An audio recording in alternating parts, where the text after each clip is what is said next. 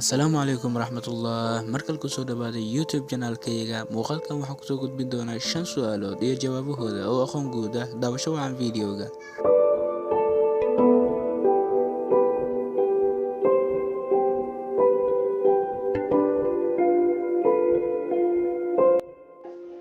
Waxaad sheegtaa dalkii laga dhisay jaamacaddii ugu horeysay caalamka iyo magaca jaamacaddaasi.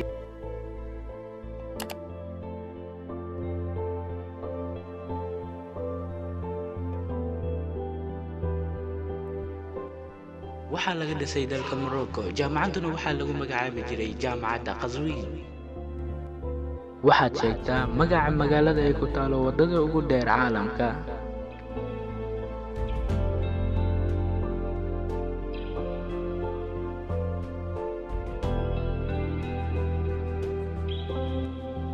waxa ay ku taalaa magaalada Toronto. waxaad sheegtaa dagaalkii u dhexeeyay Sayid Maxamed Cabdulle Xasan iyo qolyaha Britishka sanadkii uu bilowday.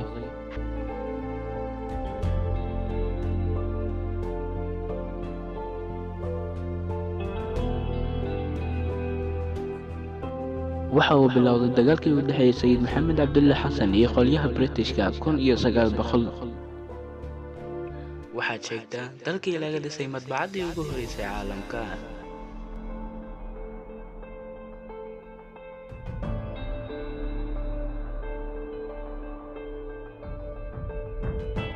waxaa laga dhisay madbacaddii ugu horeysay caalamka dalka Germany.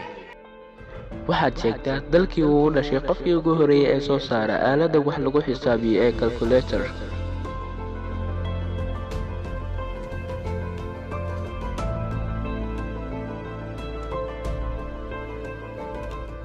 waxa uu u dhashay qofkii ugu horeeyay ee soo saara aaladda calculator-ka ah dalka England.